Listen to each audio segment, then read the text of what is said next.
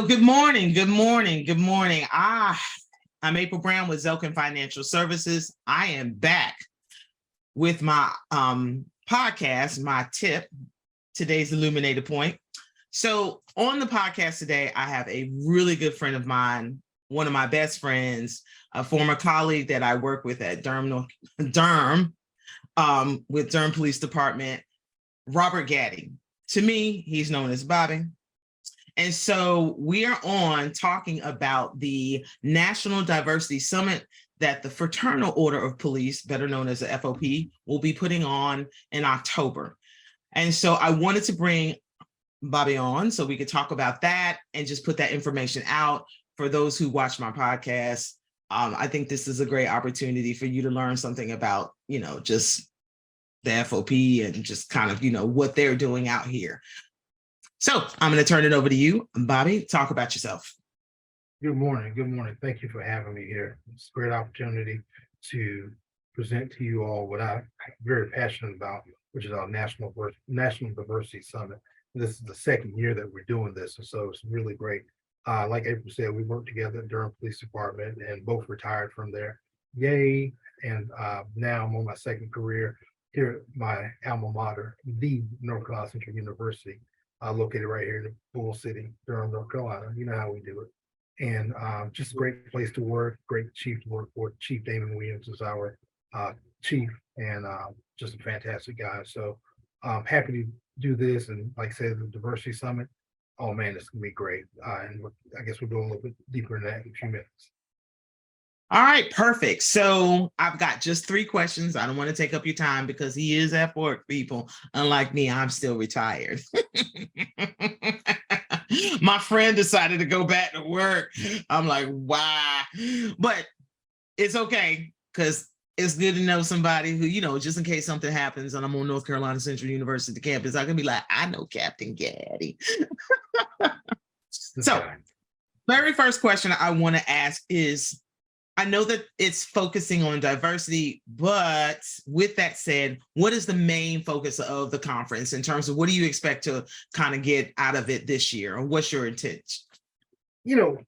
Our focus since we've been doing this has just been one of those things and trying to really get the message out to folks that it's okay. You can do this in terms of whether it's promotion, whether it's movement and organizations. When you look at our national board, it's not representative organization, but when you look at most boards within the organization for state or local boards, and I will say that probably for what it's worth, the Durham board, executive board, is probably as diverse as you can find. And there are some places that are the exception. For what it's worth, I can't believe I'm about to say this, but the executive board in Florida is different. They really, the FOP in Florida has really put a lot of work into being diverse and making diversity a function of their plateau. Maryland has a very diverse board and diverse lodges in general. And like I said, really the North Carolina board, we're getting there. We have, of course, one African American serving on the state board. Our state president's actually of Native American descent. We do have female representation. We have a couple white males, and so we're getting there. But like I said, I think that when you look in comparison to the local board in Durham, this is what it should look like. Whereas males, females, African American, white Americans, it's a really, really good mix. And so, with that said, with that notion, that's why we put this conference together, and we wanted to encourage those members that are seeking to move up in FOP or seeking an FOP that looks like them. We encourage them to do this, and we bring in folks from across the country to talk about different aspects of diversity and organizational movement. And so, but there again, the same thing can be applied to your local police agency, where if you want to commit yourself to being a part of the promotional process, these are some things and attributes you should be doing. Right.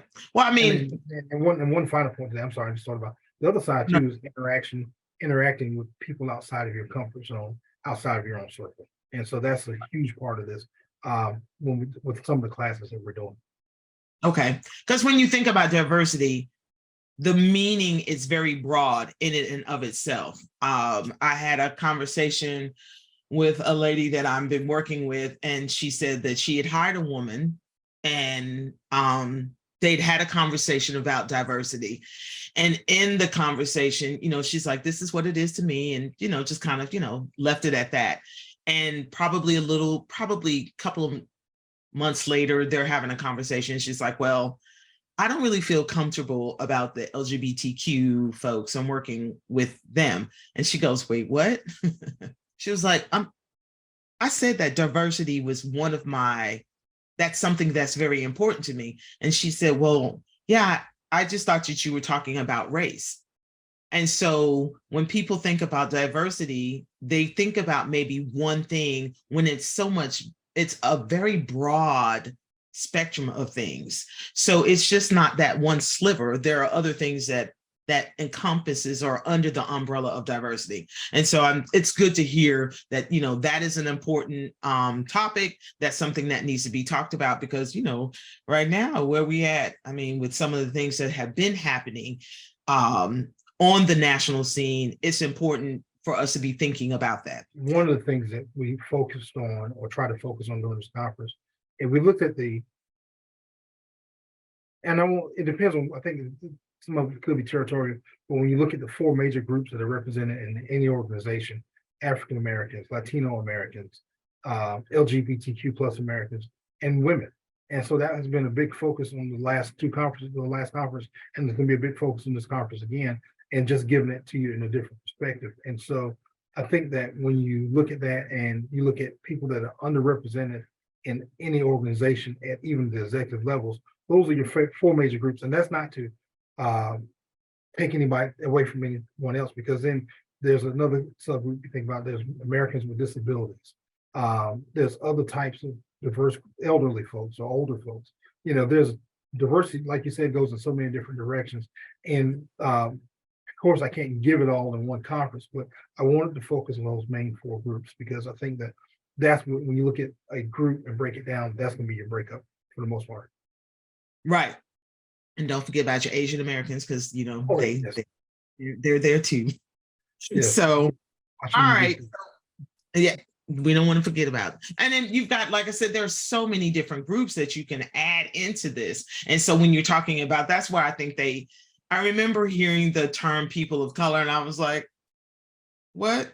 Because you just, when you've been in the South and you've grown up and you've lived and you've worked in the South, it's usually black and white, but it's really people of color that have all, folks have migrated into the area. And so when you do the blanket statement, people of color, you're pulling in so many different folks. But yeah, it's just, food for thought, and just, keep these being aware and actually just understanding, okay, what does your community look like? Because if your police department is not representative of your community, then what are we talking about? And in some communities in North Carolina, well, the majority of the community is white. And then you have other groups that come in. So you do want your police departments to be a representation of the community that you serve, because I think that's important for people to see themselves. Absolutely. Why is the diversity, so I call it DEI, diversity, equity, and inclusion, still an important topic within law enforcement? Why is this diversity piece something that we still talk about, have to talk about, and continue to talk about? Well, I think a big part of it is you just hit the nail on the head in your previous statement. The communities that we serve. We serve a diverse community. We serve, we're not back in the early days of policing where African Americans had to work, like here in Durham, when they had to work just the Hayti section. They were confined to that area. They're now, you got the reign of the whole city or county. And I remember talking to a former colleague, of course, I say a colleague, but he was a retired police officer, and he was one of the first African American police officers here in Durham PD. And he says when he went to headquarters, he had to enter through the basement. When he left headquarters, he had to exit through the basement. He couldn't come in headquarters wearing a uniform. He had to come in plain clothes. When he had to make an arrest, and if it had been an arrest of a white American, he had to call someone else to do it. He could not do it. He could not do his job. So I think when you look at times like that and where we are now, where you can be at any call, at any place, at any time, that you have to know who you're dealing with. Because if I've never been around Latinos, or I've never been around LGBTQ plus community, if I've never been exposed to them, how can I effectively police them and connect with them on a level that they can understand? And so that's what we're trying to do, is when we do our African American cultural awareness, talking about things that are related to those different cultures and exposing people to those. And so sometimes and like I was watching the classes last year, and they were talking about different things. Matter of fact, and I'll tell you that the LGBTQ plus class is just amazing, because they go into the binary, non-binary, all these new terms that we're having now. And so that within itself can be confusing. So when you're hearing those breakdowns and you're like, oh, wow, I didn't know that. Him, her, his, some people that are just, I'm not going to be anything. I'm just a human. And knowing this stuff and seeing this stuff, now putting it into play so that people can be like, okay, all right, I've heard that before. That's what we want to do. And I think that's the importance of diversity in law enforcement, knowing what you have in front of you and being able how to better address it or better tailor something that's going to end their problem. Because when we get called, for what it's worth, whether it's a lost dog or I can't find my car keys, it's somebody's worst day.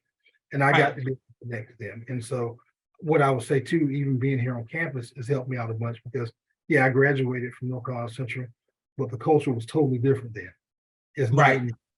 And so and this is not to be racist or stereotypical, but like the cool guys on campus aren't the gay guys. Where when I was here, you didn't see a lot of them. They weren't out.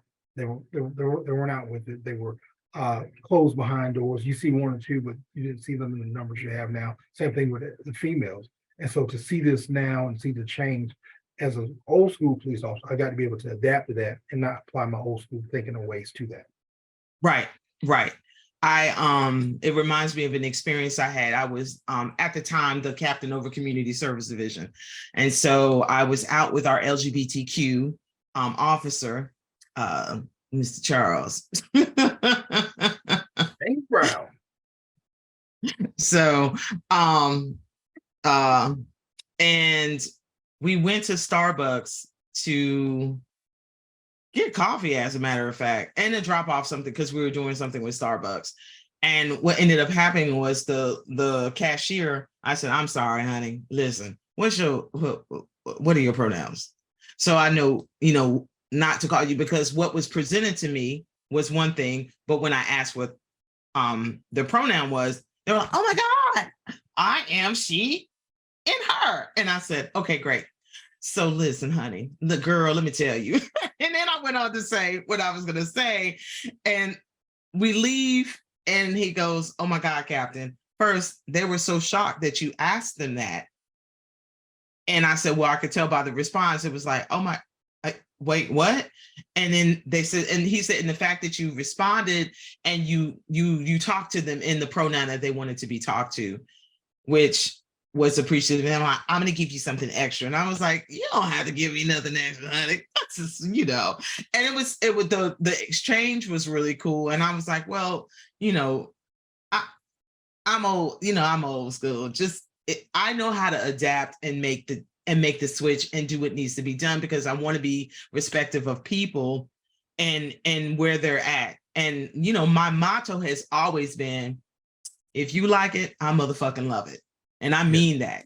So wherever you are, that's where I'm going to meet you at. And that's my goal, to just be a human to another human, just to be human and to be compassionate and empathetic to the people, and just to respond to you in a way that's going to be respectful, really. Yeah. So, and it's important. Like even during my orientation here at NCCU, we had a whole section on pronouns and making sure that we address kids or faculty or staff in the correct pronoun, which is, I think, it has its place. And so we've got to be cognizant of that as law enforcement, because there again, we don't know who we're going to be dealing with or what the situation is. And, we can come in and we can make it a great situation, or we'll come in and say the wrong thing and it goes terribly wrong. So it's important. Wrong. And that's, and so that's what we're shooting for with this conference. We want to make sure that we address those issues and teach people how to interact in a positive manner so that when they leave the situation, they truly leave it better. Right. I mean, another thing too, but I think that also goes both ways. So sometimes the community at large needs to understand that, what's presented before me, I may not be thinking about that because we got a situation, we got to take care of business. I'm just like, sir, what do you want done? I am not a sir. Okay. And I remember saying that one day and I looked up and I said, listen, this is a serious business in a serious situation. It is a mistake. Just make the correction. Don't get offended. And they were like, oh, I'm sorry. I was like, yeah, I said, because you're presenting one thing, but you think I know something. I don't know you. Right. You've called me. I'm addressing your situation, whatever you got going on. So can you give me some leeway? And then it's been that kind of conversation. It's been like, oh, you're right. I apologize. It's no problem. I apologize. I should have asked. I didn't think to ask, but now I'll ask. So, I kudos to you. I think this is great. I think this is great. I like this. Okay, so my next question for you is, what can the participants attending this conference expect to get? Like, what are they going to see at this next conference? Well, we're going to hit it from a variety of angles. Like I said, we're going to talk about the four main topics. There again is African American cultural awareness, the LGBTQ plus cultural awareness, women's cultural awareness, and we're also going to do Latino cultural awareness or Hispanic. So we've added a couple pieces like we did. We're going to bring back procedural justice. We have to talk about procedural justice, I think, and the time to talk diversity. And so that's going to be one of our things. I have Dr. Greg Salters. Of course, you know him. Dr. Salters. Yes, Dr. Salters is the man. And so he is, from the first conference, he has just received all kinds of invites to do different things within the FOP, and his presentation is phenomenal. We're also looking at we're going to bring in a guy named Dr. Toranda. He's a former police officer, but he talks about suicide awareness. And I think that we can't do this topic without, we can't do this conference without bringing that in there. Right. I know a lot of conferences now offer that. I saw him at a Chiefs conference in January, and he just had everybody just like, and talk about his personal experience. So I think that adds a different element to this, and definitely needed. I actually talked to a colleague this morning, former colleague, and she presented last year, and I think we're going to bring her back into a different role this year as well. And she's actually developed a class as part of her dissertation, talking with women in leadership. And so I think that will be an important piece. And so I got to talk to my committee about that, but we're leaning towards doing that. We had an unconscious bias awareness piece, and I may do that again. We're actually developing a class for that, and Salters taught it last year. So I worked the hell out of them. I'm trying not to work them this year. I want to give them one or two pieces, and that's it. But it was almost Dr. Greg Salters conference last year. But so I may supplement my unbiased class for the women in leadership. I just need to talk to her a little bit more about that. But from what she was saying and the way she's developed it, it sounds like it's total spin from what she did last year, and focus on the women in leadership piece, which I think is important. And because that's for lack of a better word, that's a growing trend now. And and so we want to make sure that we cover topics that are relevant to our attendees. And then of course, our keynote speaker is none other than the one and only Jason Armstrong, the chief of Apex. And for those not familiar with Jason was the former chief of Ferguson, Missouri, after Michael Brown. And so he went into that department and had to make some changes, and he's making changes in Apex. And so I think to add him in as the tie that binds us all, and his experience as a police chief and what diversity is to him, I think it's going to be a really good piece of this conference, and just send everybody home with a smile and some knowledge. So am I still on? Oh, yeah, absolutely. No, you're still in there. You're going to do the piece that we talked about. And like I said, when I talked to Denise this morning, we talked about it offline, but I think that what she's talking about now, where she's taking it, is different. And so I had a space that I could fill in either something that I was doing or something someone else was doing. And so she's got something that's already ready, and Okay. she's gonna deliver it at the City of Durham's Leadership Conference. Okay. So I think that it'd be a good piece. That should be interesting to see. So for those of you that don't know, I retired as a captain, and one of the things that ended up happening was I decided not to go into any kind of sort of law enforcement for my next career. But what I ended up doing is going into financial services to help my law enforcement folks, because there are things that you should know that you probably don't know that you want to know. So with that said, Bobby and I were talking, and he was like, April, I need you to teach a class. And I was like, like what? So he's like, do something on women. You a woman? I was like, this is true. I am. You're every woman. I'm every woman, honey. So I am doing a section at the conference on women, but my topic is going to be pretty interesting, but I'm pulling it from an initiative that has been started that, one, I didn't know about, two, I still haven't heard anything on, and I'm just like, why? This is a fantastic initiative. Why wouldn't they be promoting this like every day of the week, like 10 minutes every 10 minutes? Like literally, this should be out there. Now, I do think it's ambitious. I don't know if they're going to make it to the number, but you have a number that you're going for, go for it. If you get close to it, that's great. If you still don't get to it, you keep pushing. And so I want to talk about that. I think that's going to be really informational, educational, and I'm looking forward to presenting that and doing that and understanding based off of what I've read so far that, there are, women, we are diverse. We come in many shapes and we come from many backgrounds, we come from many experiences, skill sets, knowledge, and like one size doesn't fit all. And so this is, however, just as a group, there are certain things that we have that nobody else has. Like you don't have children. I mean, you don't give birth. So, if you're working in law enforcement, you've given birth and you got to go back to work. What does that look like? And how do law enforcement, how do departments like actually deal with that and tackle that? And so, there are things that have occurred through my career that I'm like, oh, this is what we're doing? Okay, well, finally somebody thought about it. So some of it is an adjustment in thinking, because, the old school way of thinking is like, you got to be out there, you got to do it, you got to do it. But, if you're a woman in law enforcement, there are things that are really particular to you. And how do you navigate those particular things in the career path that you've chosen, that you love? I mean, for some people, they love this. I grew to love it and appreciate what it did. I do think I do think law enforcement career is admirable. I think it's honorable, and because I served in it, because I am admirable and honorable, period.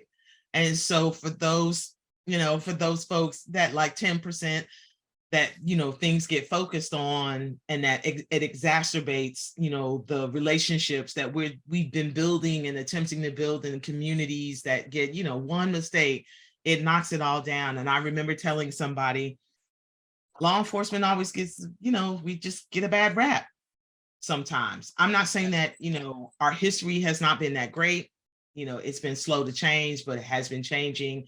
When you have people at the table, not in the room, at the table to make these changes, then that's when you see possibilities. And so, but for us, one mistake kills everything. Yep. Now, a doctor could do all kinds of stuff. People don't stop going to the doctors. No. And one doctor, they don't all say the same blanket statement for the doctors or for the lawyers or for anybody else. But for us, one person, one thing happened in California, honey, they just like, oh my God, and here we go again. Exactly. I'm not saying that doesn't impact what we do, but but that happened in California. All the states are not created equal. Let's be clear. Probably. Can I just piggyback off that? What you're talking about with the law enforcement experience is just not a I found this out this week. We have a visitor here from the UK. And when George Floyd happened here, it transcended across the waters to the UK. And they were experiencing not the level of riots and stuff that we had here, but they were having protests. And she said, unfortunately, that came on the back of them having a similar type situation where a African-American male was killed by the police for whatever reason. And so that compounded what we had going over here, what they already had going on. You know, British. I couldn't hear you. I said, what is it, African American or British citizen? Oh, African-American British citizen. Oh, okay. Well, they don't, they what? Oh, okay. All right. So, I just, yeah. there. Yeah. So, I think that, like you said, this transcends, well, obviously beyond the borders. And so, with law enforcement. And so, like I said a few minutes ago with Jack Kevorkian, Jack killed a whole lot of people, but you still got your doctor, you still go to him, primary, secondary, and third dairy, fourth dairy, fifth dairy.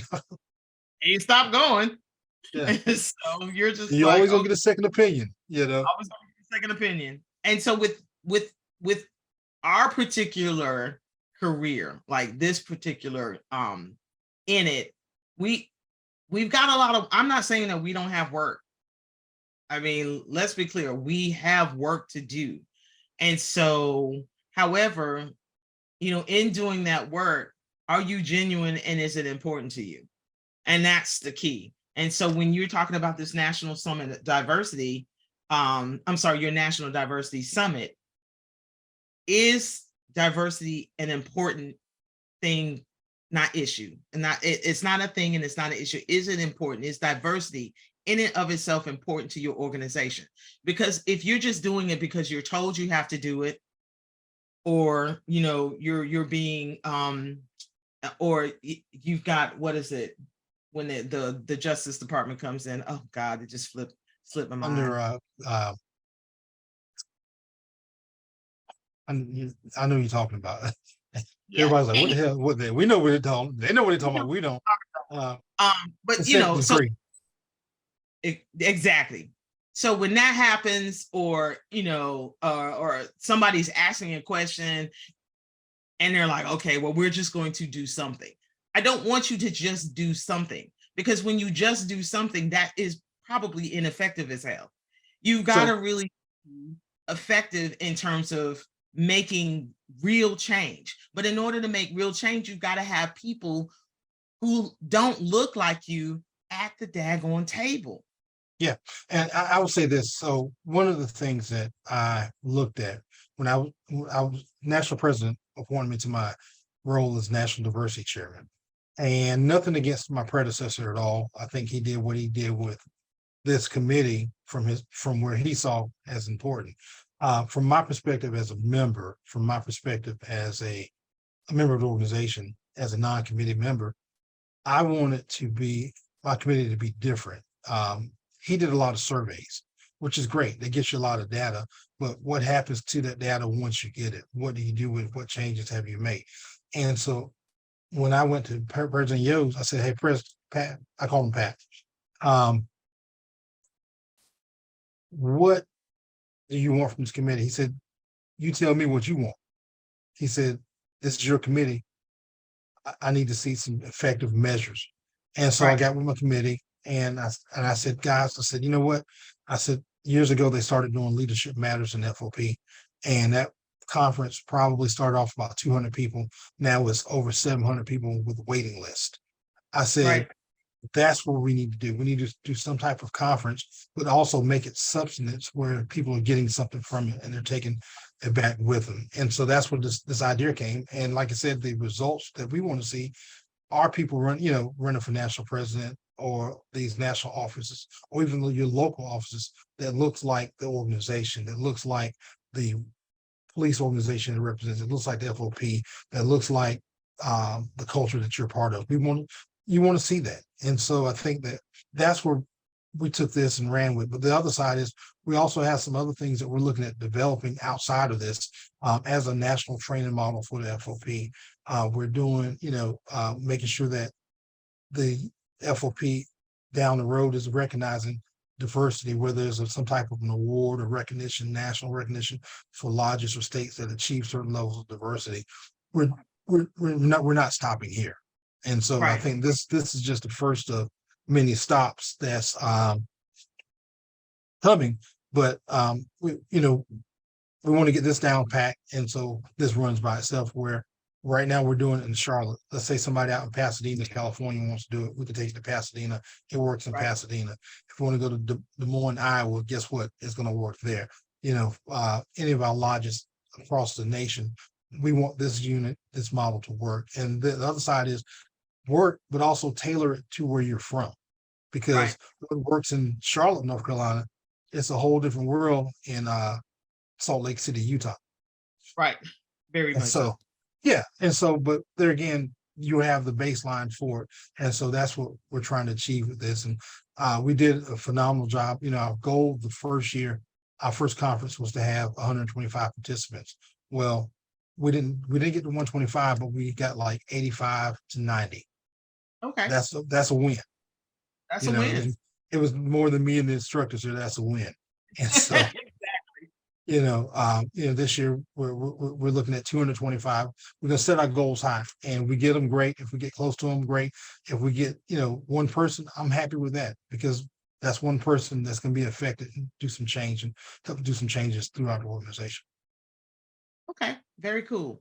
Well, thank you so much. I know you got to get back to work. Thank you for hopping Yeah, on my podcast and talking about this. gotta get to work. I know. Sorry, honey. We're So tired, folks. again, I want you to repeat. So this National Diversity Summit that's going to take place in Charlotte, North Carolina, that is being sponsored by the FOP, which is the Fraternal Order of Police. Give us the dates one more time. All right, yeah. So one important thing I didn't tell you was where we're going to hold it at. I just said Charlotte, so that's important to say also. So the dates are October 9th, 10th, and 11th, a Monday, Tuesday, Wednesday.